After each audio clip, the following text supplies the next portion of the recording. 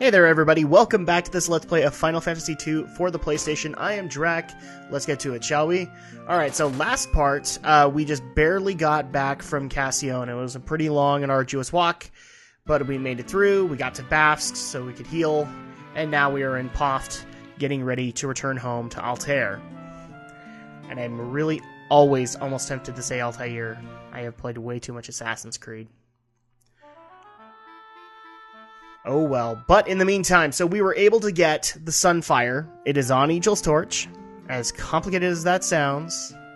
So now we can make our way back to Altair to find the Dreadnought.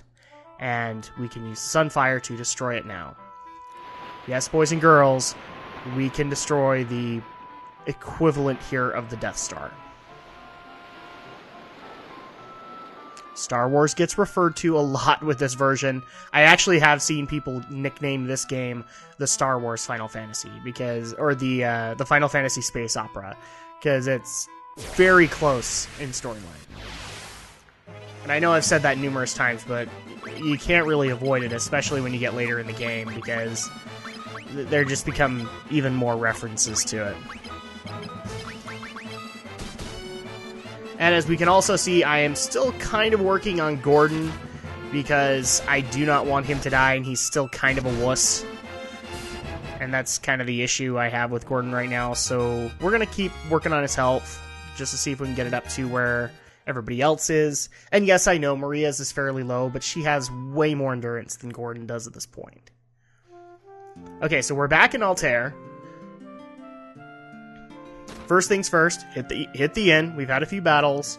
I don't want to use up MP to heal up Gordon. Ah, nice, relaxing sleep.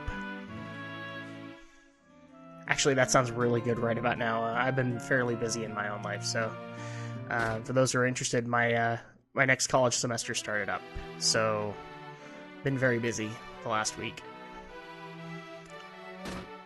Okay, and whoa, wait, Hilda's not here. Okay, so where's Hilda? Oh, wait. Didn't we see, like, an airship getting captured? She wasn't on it, right? The princess went to fetch you from Cassione personally so she could thank you for all your help. She did. Of course. And unfortunately, Mindu does not really know the plot right now. Even the Dreadnought will need to land and replenish its supplies. This is true. It's a very big ship. Please save my daughter. Oh, yes, Mr. King, we'll save her. Yeah, we know all this stuff. Do you know anything about the Goddess's Bell? Nope. There's really no point in asking him anything else. So now we know kind of where the princess is. If the Dreadnought comes again, it'll be the end for us. Yeah, that's kind of expected. The downside, however, is we don't really know where the Dreadnought is. So it's kind of hard to determine where to go. I could obviously, cheat my way through this and use the strategy guide, but I do believe I try and find the information that you're supposed to find in the game of where you go to find the Dreadnought.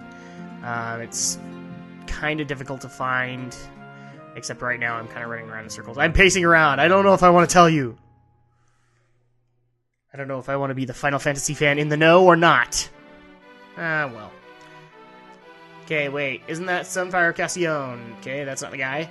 I hear the Empire has a supply station far north of Fynn. Maybe the Dreadnought is there.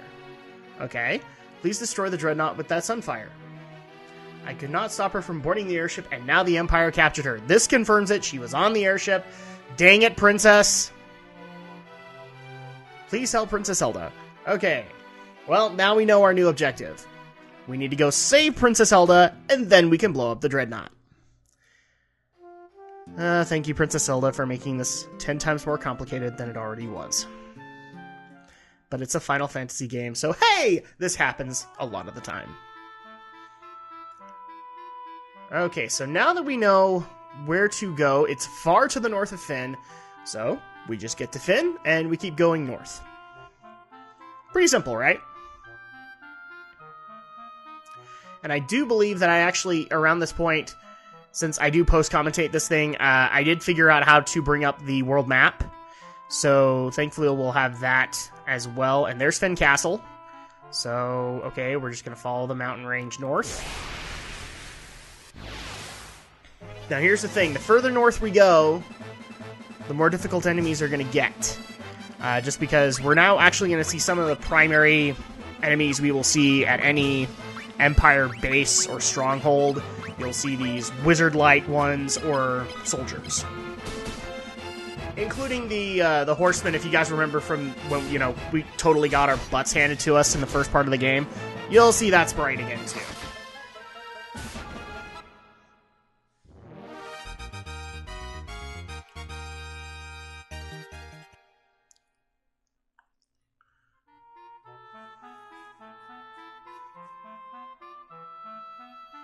Alright, here's more river, but it doesn't look like it's really going north, so I would love to not have encounters, but if it's not going north, then there's no reason to use it.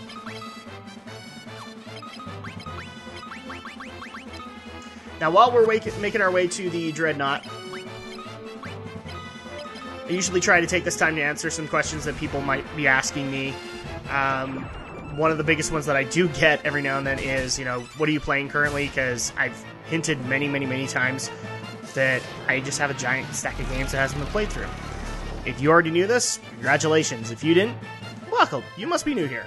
So, I actually just barely dug back into Assassin's Creed. I finished up Mirror's Edge last week or a week ago, and I just barely started up Assassin's Creed 3.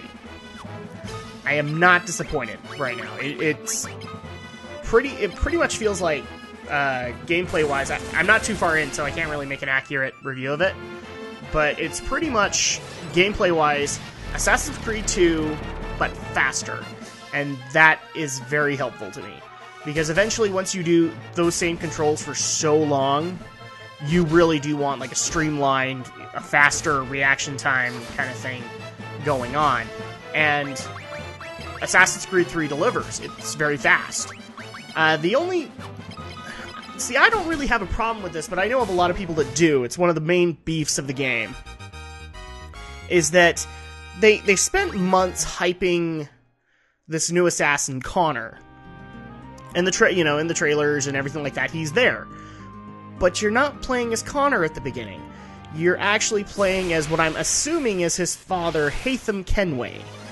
And I don't mind the guy. I know a lot of people didn't like the fact that maybe it's kind of like with Metal Gear Solid 2, where people thought they'd be playing as Solid Snake, and instead they played as Raiden. And I would get that, if that was the problem that people had with Haytham. But Haytham's not a bad character. He probably portrays himself to be way more of a badass than he actually is, pardon my French, but it's not a bad thing when you think of these kinds of characters. I mean, Altair was kind of arrogant at the beginning of his route before he became very humble. And Ezio was, to an extent. Brotherhood, he was extremely arrogant, but Haytham is kind of in the same stretch, and I don't see a major problem with that. I just thought I'd be seeing, you know... I remember when Assassin's Creed 2 starts up, you are immediately injected into the history. You get to meet Leonardo da Vinci, and kind of figure out that he's going to be somebody you talk to frequently. This one hasn't really done that up to the point where I'm at. You've met, like, Benjamin Franklin.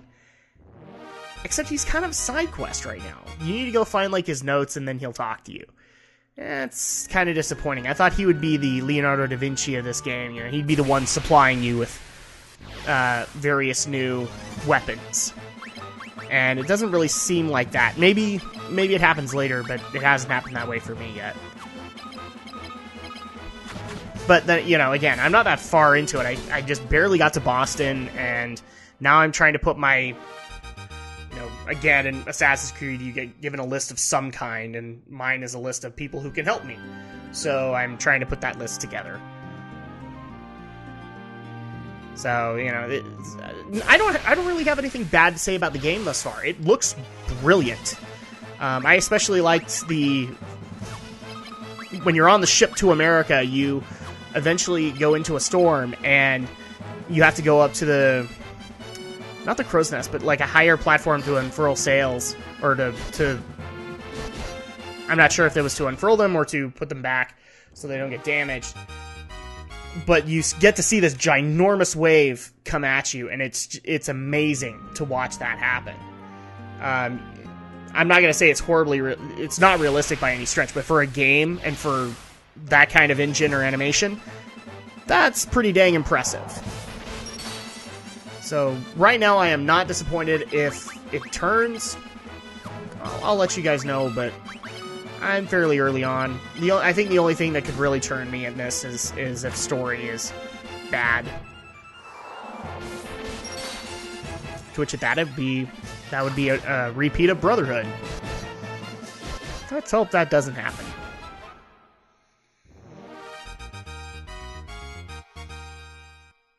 Okay, we actually should be getting pretty close to the Dreadnought, I think.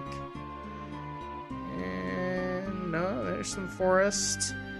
There it is. There's the harbor for the Dreadnought. See, I told you guys we were close.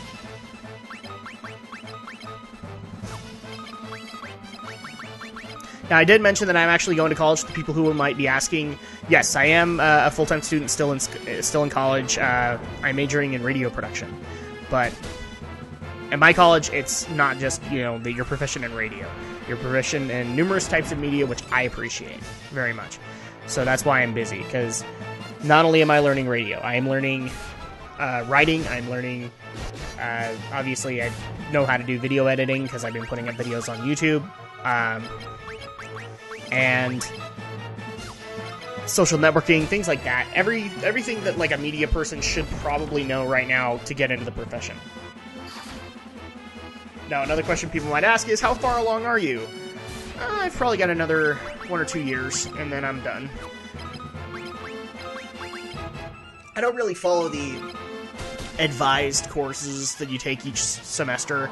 I take what is available to my schedule, and then tweak it around and see if I can make that semester work, and for the most part, it works. I have had hiccups here and there, but they've not been horribly bad.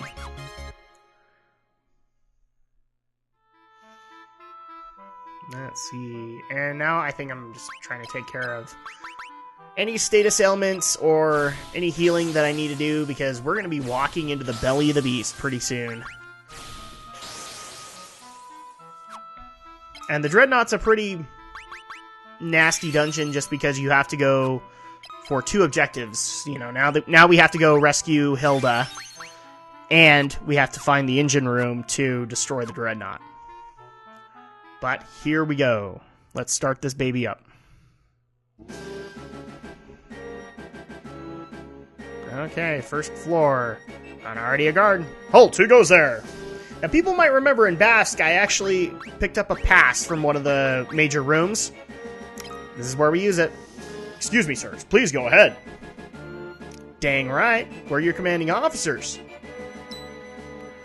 Oh, time for the next watch. If you'll excuse me, sirs. Of course.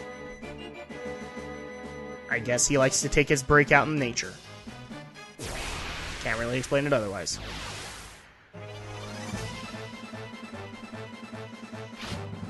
This is the part that always makes me laugh with this. You're in an Empire stronghold, and they let monsters in. I would think that the monsters would be a tad problem for security, but okay. If you think you can... I mean, obviously you can deal with them. I just think that they would, kind of muck up the place. But hey, I'm not the Emperor. And I just got done cleansing everybody of darkness, and now everybody has it again. That's just the luck I have right now.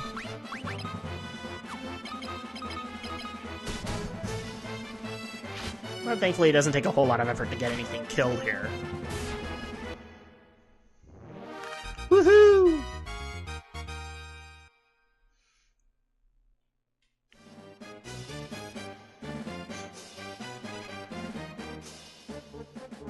And of course, we gotta take care of this, because we do not want darkness to become an issue like it did in Cassione. And if I have the MP to do it, I might as well do it. Okay, now we are down here. Iron bars block the way. The prison cell is empty. Well, no, it's not empty. You can see a treasure chest right there. So I'm actually just trying to figure out, okay, I know you can access this, I just can't remember where. Have to check the strategy guide just to make sure.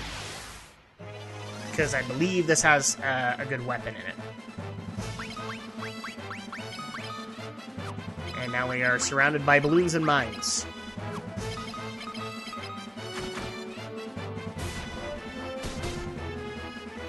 It's somebody's birthday and they're really into danger. That's okay, I've got Gus with me.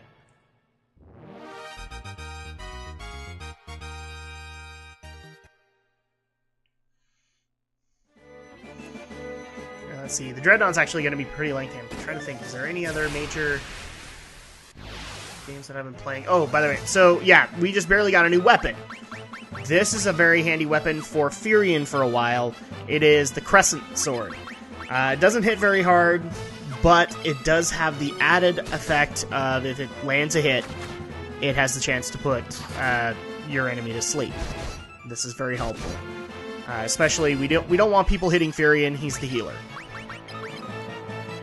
But now that I pointed that out, I'm trying to think of any other games that I've been trying to play. Oh, Dragon Warrior fans. I know I keep saying this, but I was finally able to get back to Dragon Warrior. I think I'm about halfway through the first game. I'm not 100% on that. In fact, I'm trying to remember where I actually am. I just barely found out about the fact that you need to get 3 emblems, and I found the first emblem, but he won't give it to me until I get something for the guy that has it. So I think that's about halfway through the first Dragon Warrior.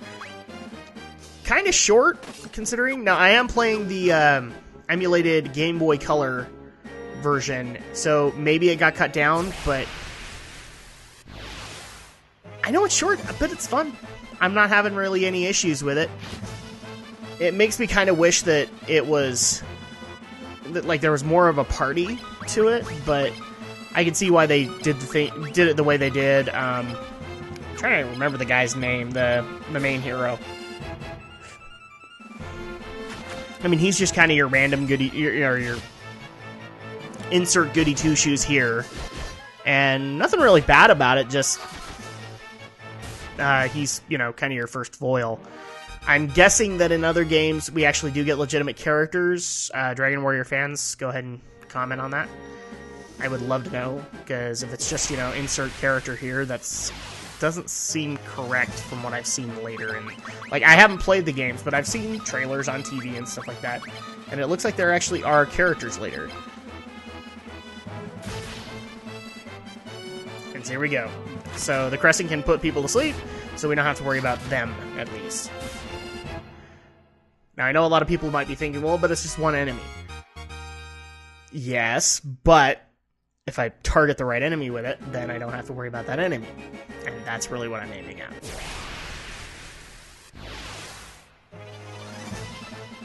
And it also does reduce the chance to hit for Furion, but when he does hit, it's worth it. Now I just wish I was using enough magic, or I had enough MP and strong enough magic that Maria could just nuke everything I see. But that comes later.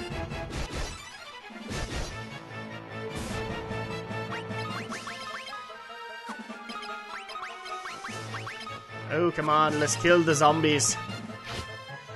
Too many zombies! Thankfully, though, Gordon kind of hits like a boss now. Like a mouse.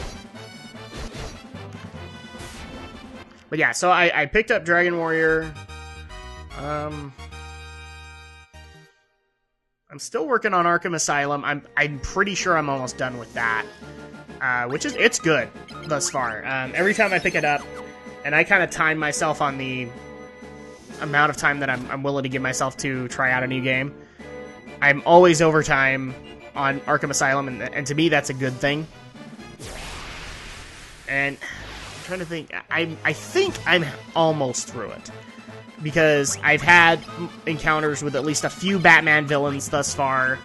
And I've got 1 to 2 others aside from the Joker, I think, to take care of. Like, where I'm at in the story, I just barely took on Harley Quinn, took care of her, she's in prison again, and Poison Ivy now is the major threat. She's been injected with... I'm like sitting here 50-50, do I spoil this for people who haven't played it? If you haven't played it, this probably won't matter too much to you, but if you're Batman fans, you'll get it. So I guess the Joker... I'm not going to explain the overall plot, but Joker somehow has injected Poison Ivy with the same toxin that Bane uses to get super strong, and that has basically put all of her plant powers on steroids. So now she's covered Arkham Island in this kind of dark Eden, Garden of Eden for her. And it's interesting so far. I keep getting caught up into it.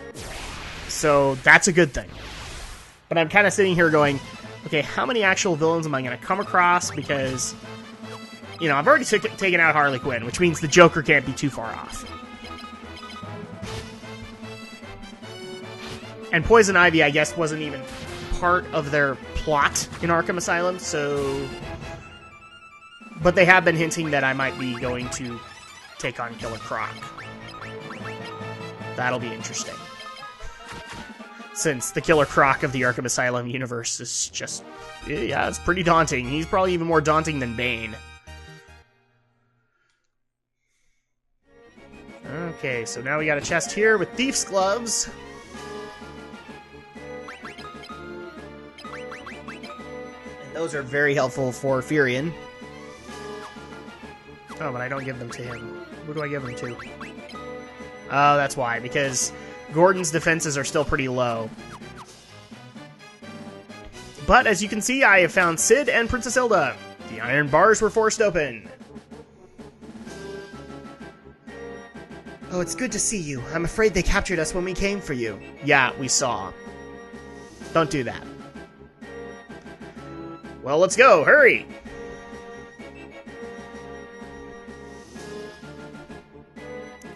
I'll take the princess to the airship. Look for the engine and toss the Sunfire into it. Yeah, that's the plan. Thanks, Sid. This biggie will blow up then, so I'll have my baby ready for takeoff. Okay. Alright, so Sid is going to take Princess Hilda out, go find his airship so we can get out of here. Alright, one objective complete. Now we have to find the engine room and blow the living heck out of this thing. And in the meantime, get deluged with undead. Because that's how you do.